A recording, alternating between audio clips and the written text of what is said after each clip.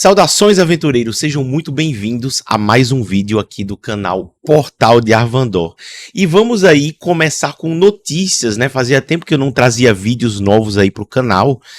Estou tendo alguns problemas de ordem pessoal, mas eu vou sempre buscar estar trazendo aí mais e mais conteúdos para vocês. E eu gostaria aqui de falar alguma notícia aí a respeito de Dungeons and Dragons, né? Então, antes de começar o vídeo, eu desde já convoco vocês aí que estão assistindo a deixar o like e a compartilhar esse vídeo para que mais pessoas possam conhecer o nosso trabalho e tornar esse vídeo mais relevante, né? Isso aí ajuda aí no algoritmo e ajuda o nosso canalzinho que está tentando aí ganhar importância. Se de repente a gente conseguir ter um bom retorno, pagar um editor, melhorar aí a qualidade e tudo mais. Então nos ajude aí, se você quer ver aí o canal como vai ficar no futuro, com um editor profissional, com tudo bonitinho, ajuda a gente a crescer. Compartilhe, deixe o like, né? Aqui na tela vocês estão vendo aqui, ó, o nosso QR Code aí para quem quiser fazer alguma doação aí ao canal, né? Será sempre muito bem-vindo. Se não for inscrito, inscreva-se e vamos pro assunto após a vinheta. Pois é, pessoal, nós estamos aí com Dungeons and Dragons aí fazendo muita besteira, muita porcaria. Vou trazer mais assuntos a respeito disso, né? Dungeons and Dragons está virando a nova EA, né? Eles estão deixando com que não apenas a questão da lacração, mas também muito da questão da ganância. E o resultado tem sido devastador. Hoje para vocês eu vou trazer aí uma notícia do nosso canal aí, da Liga Nerdola. Se Liga Nerd, deixa eu colocar aqui para vocês na tela. A notícia aqui do canal do site Se Liga Nerd. Vou deixar na descrição do vídeo para vocês irem lá, né, acompanharem essa página, se informarem por notícias, porque é muito bom, né? Eu recomendo demais o Se Liga Nerd aí para todos vocês. E tem essa matéria escrita pelo meu amigo Mafinha, olha aí, ó. Venda de Dungeons and Dragons cai em 30% em 2023, sinalizando declínio na indústria de RPGs de mesa.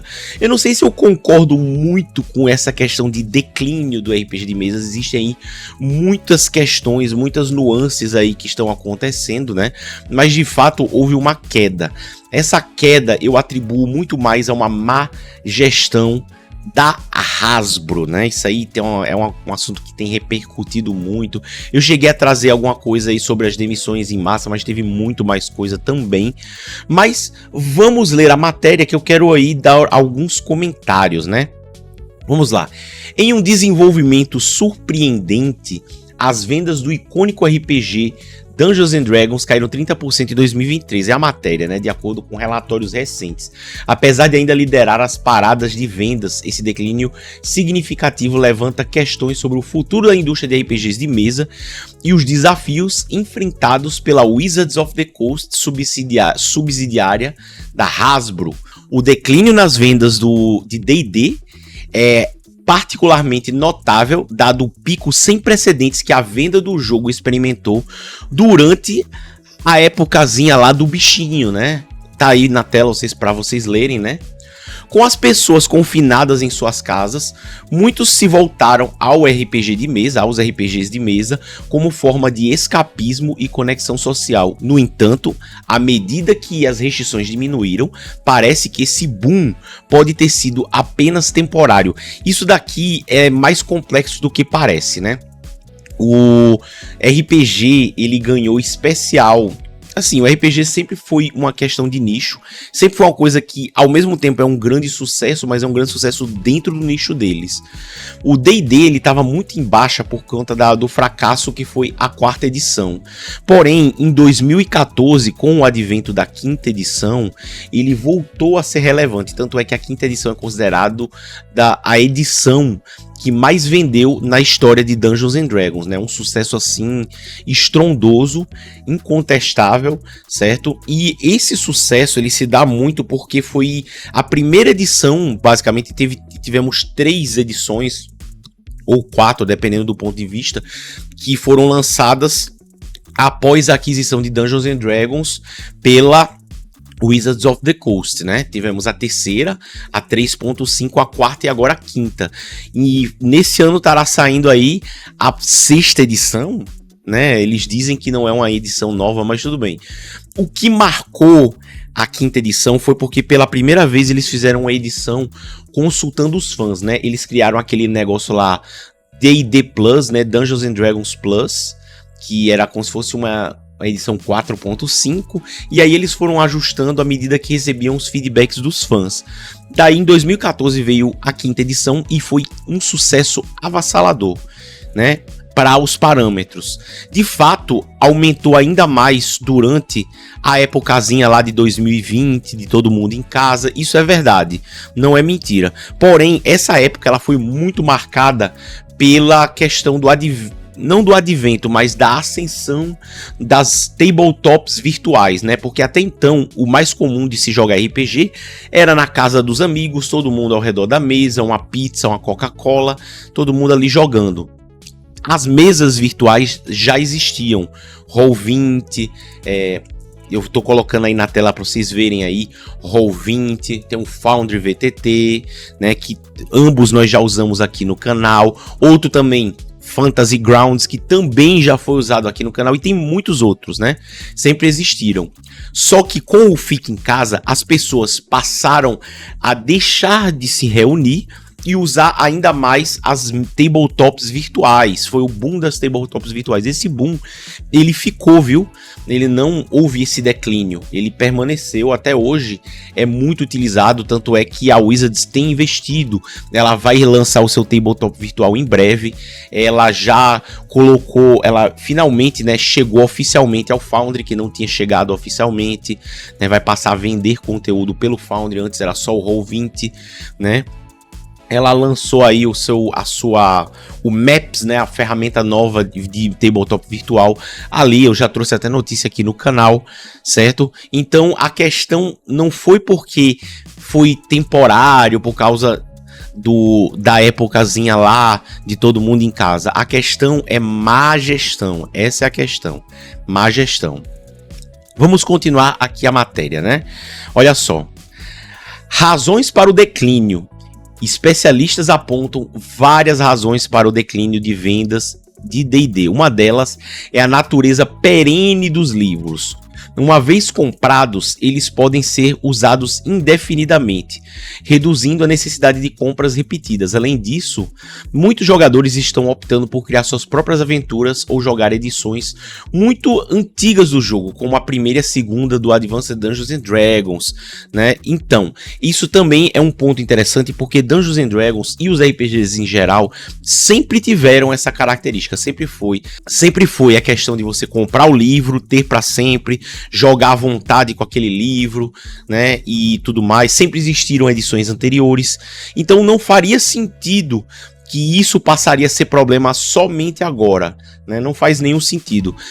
Todo ano Dungeons and Dragons lança uma faixa aí de 4 a 5 livros, ou às vezes mais até, isso sem falar nos materiais extra.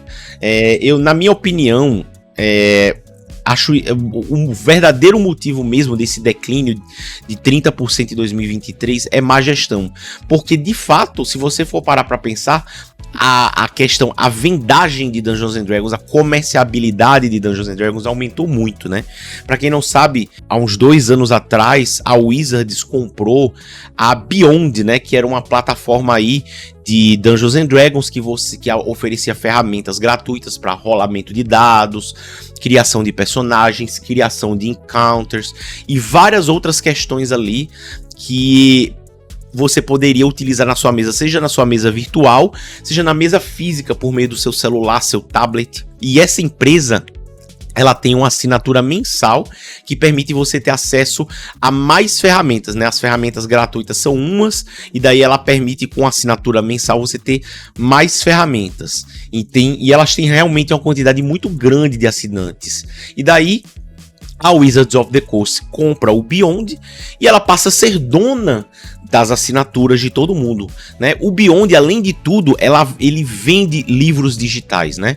E quando a gente pensa em livros digitais, né, quem estiver assistindo aí, a gente que não é muito familiarizado com a questão do RPG, com o cenário do RPG hoje em dia, o livro virtual, ele não é um PDF, né? Você vai comprar, por exemplo, no site do Beyond, você vai ter ali no seu perfil uma abinha ali de biblioteca que tá lá os livros que você pertence, e aí você pode ler aquele livro utilizando a própria ferramenta do site para ler. Ele não é um PDF que fica na sua casa, em sua posse.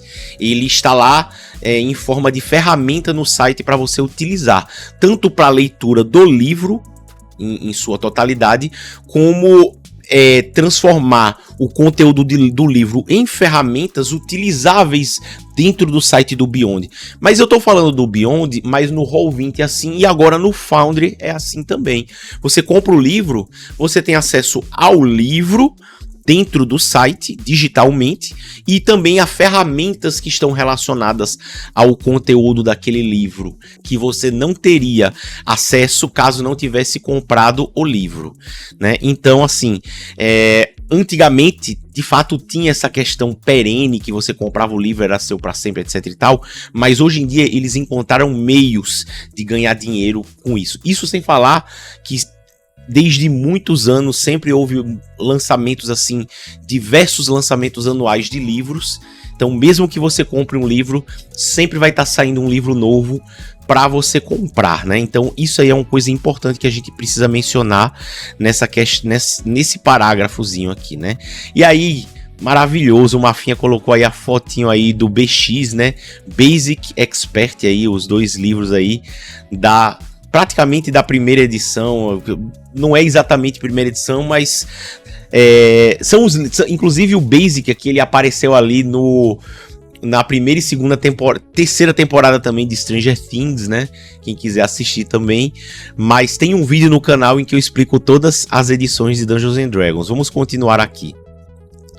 Diante desse cenário, a Wizards of the Coast parece estar focando seus esforços na expansão digital, sim, há algum tempo, né? E isso daí tem sido assunto assim bem pesado dentro da indústria, né? A questão de que eles estão abandonando o RPG de mesa e querendo focar em filmes, jogos e videogame. E expansão digital, a gente pensa muito nas virtual tabletops, né? E outros tipos de coisa, e eles estão tentando trazer mesmo o RPG de mesa para o online. Existe esse esforço, mas existe também uma tendência que eles estão tendo aí de abandonar o RPG clássico, né? Porque não vendem, né? Nossa, esse pessoal é muito canalha, mas vamos continuar aqui. A empresa tem investido pesadamente em videogames e plataformas online, o que eu acabei de falar, sinalizando uma mudança de estratégia para se tornar uma empresa de jogos digitais. Verdade, isso aí já deu um fuzuê aí nas redes sociais, no YouTube aí, o que mais tem é vídeo de gente reclamando disso, e tá certo mesmo. Então vamos comentar especificamente essa parte aqui, porque de fato existe um esforço aí da Wizards em ir pro digital. Tanto na parte do RPG de mesa, né, com a ascensão aí das plataformas digitais, de tabletop virtuais, aí, de mesas virtuais, e eles estão investindo pesadamente nisso, para que o RPG seja muito menos presencial e muito mais algo que você vai jogar na sua mesa. E mesmo nos casos presenciais, eles estão fazendo de maneira tal que as ferramentas deles sejam o principal uso do pessoal, em vez de ser como era no meu tempo, apenas o papel, os livros ali para você eventualmente consultar caso precise, né? As miniaturas, ou não sem miniaturas, né? Os dadinhos e só. Eles querem que você tenha ali o seu tablet na mesa com a sua ficha, o rolador ali, o mestre calculando, todo mundo utilizando ali e pagando, lógico, né? Pagando a mensalidade para eles. Porém, existe vamos dizer assim, um burburinho aí que tem dado muito barulho. É um assunto, uma notícia que não é tão nova aí, de que a Wizards está pouco a pouco abandonando o RPG de mesa e aderindo aos jogos de videogame, às plataformas digitais, como é que eu posso dizer assim, a filmes, né, coisas que eles possam vender a sua propriedade intelectual e ter uma rentabilidade muito maior do que produzir, né, a preguiça, né, vamos colocar assim, porque nem foram eles que criaram Dungeons and Dragons, né? A famosa preguiça de fazer algo que preste. E aí a gente teve a Larian aí o ano passado, que lançou Baldur's Gate 3, que foi um sucesso absurdo. E pra quem não sabe, a Larian, né, o CEO da Larian, o proprietário lá da Larian, ele é tão entusiasta de Dungeons and Dragons que ele mesmo falou que a sua série de games Divinity, ele criou justamente para adquirir experiência, para refinar essa série a ponto de chegar num momento em que ele tivesse condições de um dia poder fazer um jogo de Dungeons and Dragons, né? Ele chegou nesse nível aí, conseguiu os direitos autorais e lançou, né, Baldur's Gate, porque ele é um fã de verdade. Tanto é assim, o seu entusiasmo é tão grande que é muito comum você ver ele utilizando aquela armadura full plate ali. Ele foi receber o prêmio ali no The Game Awards, o GOT, né, o jogo do ano de 2023, usando uma full plate. Então o cara é fã de verdade. E a ganância da Wizards é tão nojenta que você vê posteriormente entrevistas desse mesmo CEO com um gosto amargo na boca. Você vê assim a tristeza e a amargura nas palavras dele, dizendo que não vai haver um Baldur's Gate 4, que isso aí agora é com a Wizards, e tentando, claro, não chamar atenção, dizer que a culpa é deles, né, tentando colocar panos quentes, mas você vê o desgosto que ele tem, né. Ele até fala que está acostumado a lidar com empresas e tal. Então a Wizards, se por um lado ela tem realmente investido, por outro lado a ganância tem falado muito alto, né? E aí, falando em ganância, né, no parágrafo seguinte a gente tem, ó: no entanto, essa transição não tem sido sem percalços por conta de danos e polêmicas recentes, como em torno da OGL. É outro caso aí, outro case de ganância, né? Quem não sabe, a OGL, um dos principais motivos de eles terem tentado mexer na OGL no começo do ano passado foi para tentar tomar uma fatia aí de lucro dos produtores de conteúdo que tem divulgado Dungeons and Dragons. E é muito importante falar isso, porque a gente falou que Dungeons and Dragons se tornou popular por causa da quinta edição, que foi muito bem feita, mas também a ascensão de canais de grande sucesso, como, por exemplo, o Critical Role, que é o maior exemplo de todos. E a Wizards, vendo que existem pessoas lucrando e eles não têm uma fatia desse lucro por conta de ganância, eles mexeram na OGL, certo? Então, olha só o assunto, a gente está falando do prejuízo aqui, ó, de 30%. Vocês conseguem perceber de onde vem esse prejuízo? Então, continuando aí, ó, liquidações e promoções. Em um esforço para impulsionar vendas, a Wizards of the Coast tem recorrido a promoções agressivas, como a recente oferta compre 2, leve 1 grátis nos livros de D&D. Embora essas táticas possam gerar interesse a curto prazo, elas levantam preocupações sobre a sustentabilidade a longo prazo da indústria de RPG de mesa. Cara, isso daí eu até vou dar uma corrigida aí nesse parágrafo, porque o que acontece é o seguinte, né? Com essa questão do D&D se tornando cada vez mais digital, a Wizard, ela lançou um novo tipo de produto, que é o livro híbrido, né? Então, eu aqui em casa, eu tenho 11 livros de Dungeons and Dragons, são meus, eu comprei. Mas eu não tenho nenhum livro digital, entendeu? E eles fazem essa compra, né? Esse tipo de venda casada, né? Se você comprou o Player's Handbook, que nem eu tenho ali, eu tenho o direito a usar dele no meu dia a dia, mas dentro do Beyond eu não tenho esse livro, eu não posso utilizar ali dentro. Eu tenho que comprar de novo, entendeu? Então eles usam esses artifícios aí muito safados aí para ganhar dinheiro 2, 3 vezes. E se você tiver, por exemplo, o Beyond e o Foundry, você vai ter que comprar nos dois lugares, né, para poder utilizar no Foundry, né, ou você vai optar por um dos dois. E aí a Wizards lançou o tal do livro híbrido, né? Para quem quiser ter o livro físico, você compra o livro híbrido, você vai receber a cópia física em casa pelo mesmo valor, e a digital, ele vale mais, viu? Não é compre um, ele custa mais dinheiro, né? Não é compre 2 e leve 1 grátis, não. Você vai comprar por um valor que seria mais barato do que você comprar os dois separadamente, mas é mais caro do que você comprar um sozinho. E aí você vai receber os dois livros, certo? E aí vem a questão da cultura woke no RPG, né? Outro fator que pode estar contribuindo para o declínio é a crescente influência da cultura woke em D&D. Eu vou trazer mais vídeos sobre isso, aguardem, tem aí uma bomba chegando. Uma bomba não tão nova, mas eu acho que compensa a gente falar isso no canal. Recentemente, a Wizards of the Coast tem se envolvido em polêmicas ao tentar responder às demandas de grupos ativistas na rede social. Retconning personagens e facções para atender às noções modernas de representação. Meus amigos, eu estava até preparando uma mesa de RPG para segunda temporada, para a segunda metade aí do canal em 2024, né, o segundo semestre, e eu inventei de preparar aí Dragonlance, mas foi insuportável a quantidade de lacração que tinha naquele livro, né?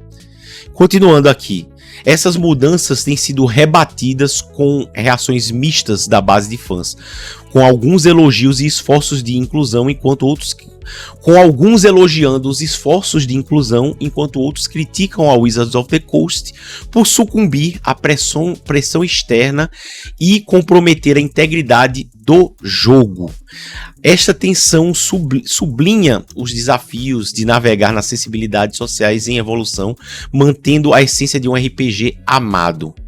O declínio de 30% nas vendas de D&D em 2023 serve como um sinal de alerta para a indústria de RPG de mesa. Embora o jogo ainda seja um líder de mercado, nem sempre foi, né? A gente sabe que lá nos anos 90 Vampiro à Máscara roubou a cena, né? Mas continuando aqui, ó, sua queda nas vendas levanta questões sobre a sustentabilidade a longo prazo do hobby. À medida que a Wizards of the Coast se volta para o digital, resta saber se essa estratégia será bem sucedida em engajar os fãs. Já está sendo, na verdade, né?